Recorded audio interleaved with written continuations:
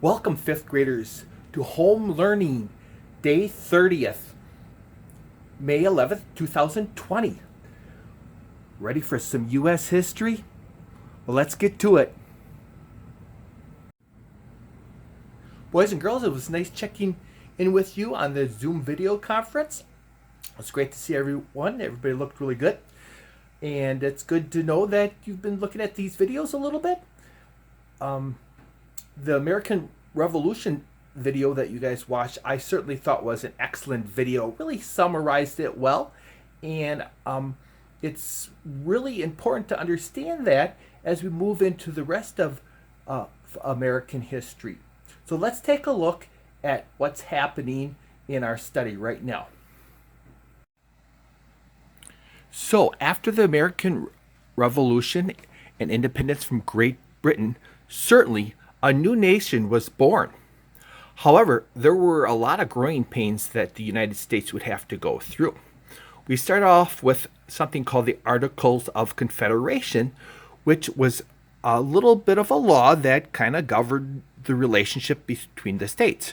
Remember, we had talked about earlier that when the United States started and was freed from Great Britain, the United States was not so united. A lot of the colonies that became states thought of their colony as its own country. And it wasn't really until there was a group of people got together for the Constitutional Congress and decided, well, we have to write a new law. And the U.S. Constitution was written in 1787, and we have already talked a lot about that. You know about how the three branches of government work. However, in 1787, boys and girls, the U.S. Constitution included something that helped lead to what we're going to talk a lot about, the U.S. Civil War.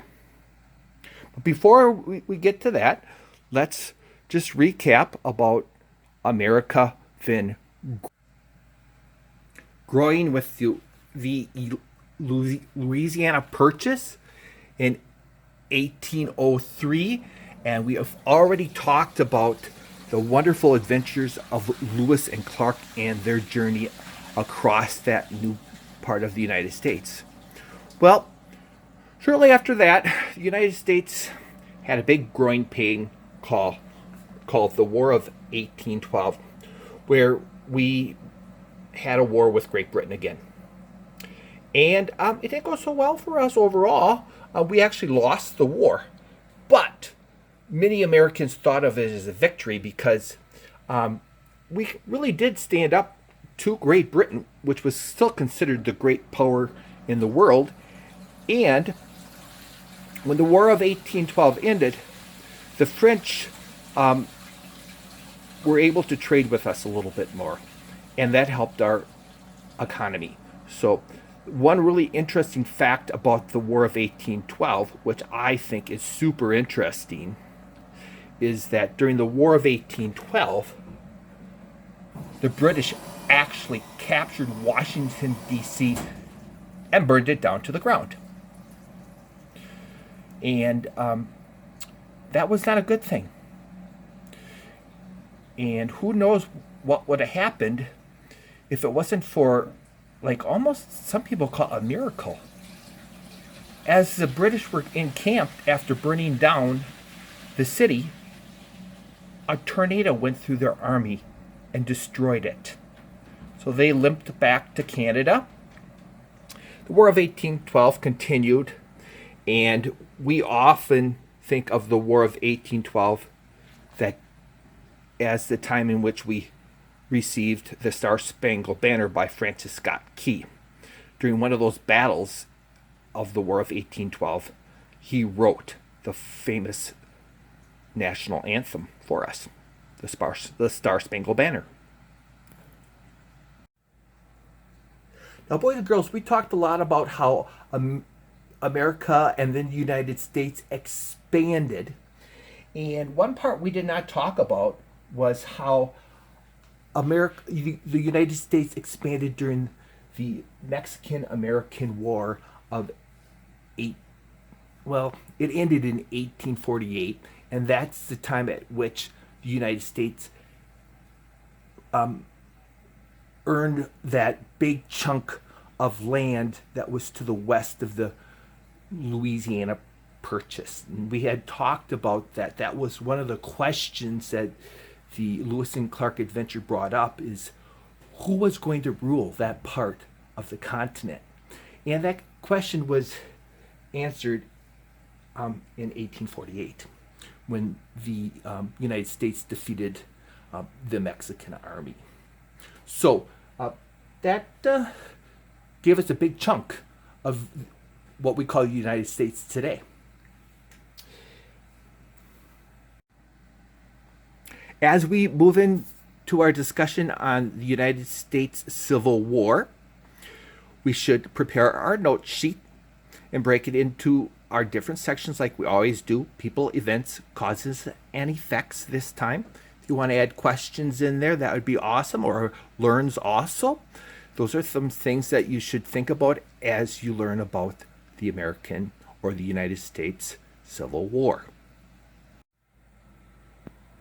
Boys and girls, I will review a little bit right now about this Civil War, but I think the really important things to realize when we talk about war is that there's causes for them and how they come to be. So we really want to understand how that works when we talk about a war, and that will help us to be good citizens, to help discuss the future of our United States and help us in the voting booth. So we'll do that a little bit, but I want to tell you, I looked really hard to find an appropriate video on the Civil War for you. If somebody has one, send it to me. I don't want to find one where there's bloody battles and things like that. There's tons of that out there, boys and girls. I want something appropriate for 11-year-old fifth graders. So I did find a really appropriate video on the causes of the Civil War, mostly about slavery, and that was really the primary cause of the Civil War, even though a lot of historians will say, or a lot of people will say, not necessarily historians really know the truth, that, oh, no, it was about states' rights. Well, yeah, kind of. States' rights to have slavery, and slavery is immoral, and our Constitution was allowing that and recognized slavery. And that was a cause that went way back to the beginning of our country. When our U.S. Constitution was written, it considered people in Article 1, Section 2, that weren't Native Americans, and all other people would be counted as 2/5 of a person, referring to basically slaves, African Americans, and they were not recognized as fully human people to be counted.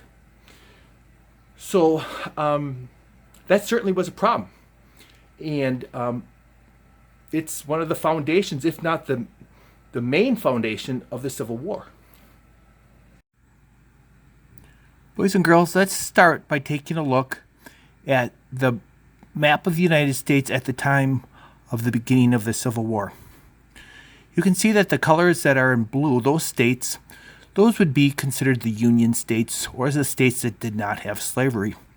Whereas the red states would be the Confederate states, the ones that were breaking away, and they allowed slavery. The gray states would be territories of the United States that were not yet states yet.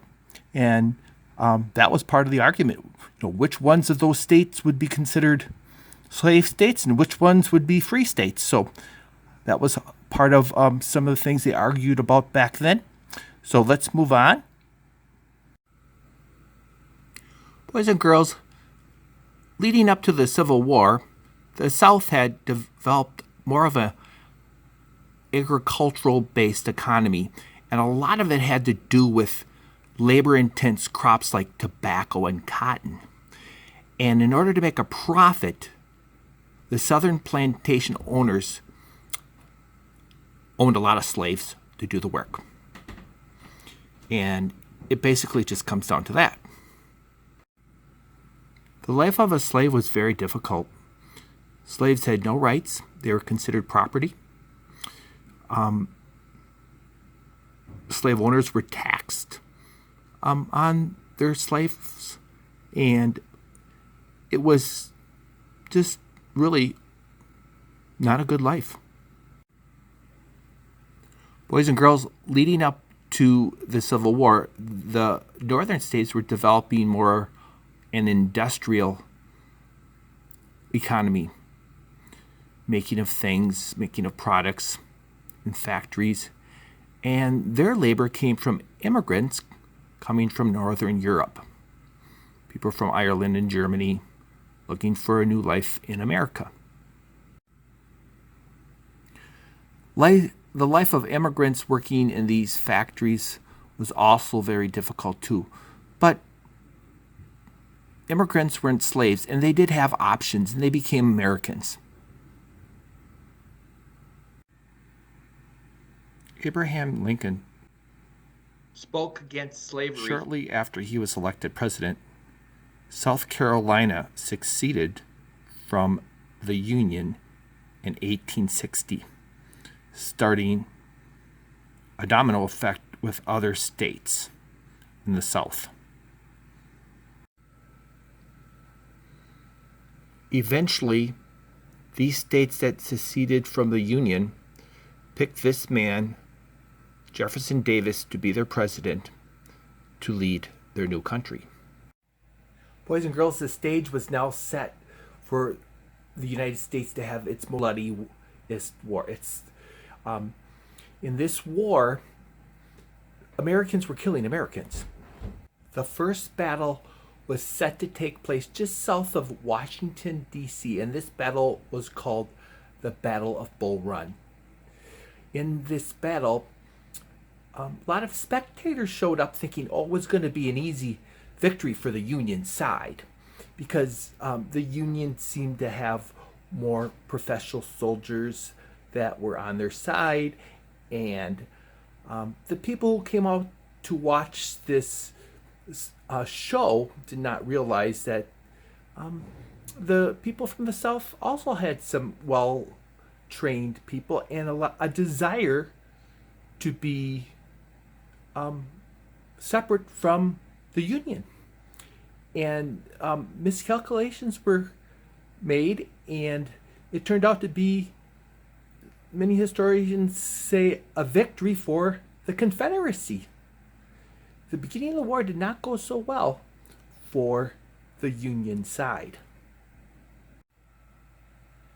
The war raged on with many bloody battles, and I think most people who study this conflict think of the war in Gettysburg, the Battle of Gettysburg, as being the turning point of the war, when the Confederate Army were attacking the Union just a little bit north of Washington, D.C., in a place called Gettysburg, Pennsylvania.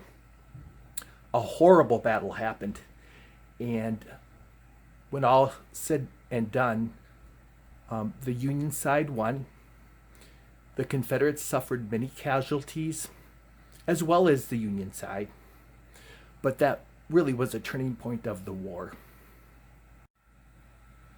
After the Battle of Gettysburg in 1863, the war just went poorly for the Confederate side. They suffered a great loss when a Union general named Sherman basically ripped the South apart and took his troops all the way to the sea, and it was very demoralizing for the Confederates. And eventually, the two major generals that we know about and we think about when we think about the Civil War, General Ulysses Grant and General Robert E. Lee, met at a courthouse in Appomattox, and on April 9th, 1865, General Lee surrendered to General Grant.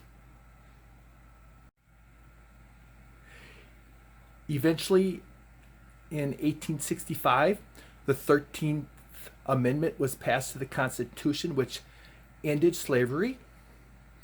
So, boys and girls, we talk about the U.S. Civil War being about slavery. And some people, like I said before, will argue that, oh, it was about states' rights. Well, they'll often quote President Lincoln because he made a statement that his interest was in the preserving of the Union, and he did not about the demise of slavery. That was his primary mission, to keep the Union together. But if you look more at history, you look at the speeches, you look at what was happening, you really consider the things that you're going to learn about when you look at this video that's in the description below. Please watch that video. It really was about slavery. So think a lot about that, and it's a very interesting topic. It's the war in which more Americans died than any other war. One more time, boys and girls, please remember to check out the video below that's in the description. Please watch that and take the notes. And if you have any questions, please, feel free to contact me or have your parents contact me. And I'm sure we'll be seeing each other again in one of the Zoom video conferences. So until then, please keep working hard. And remember, as always, go Zephyrs!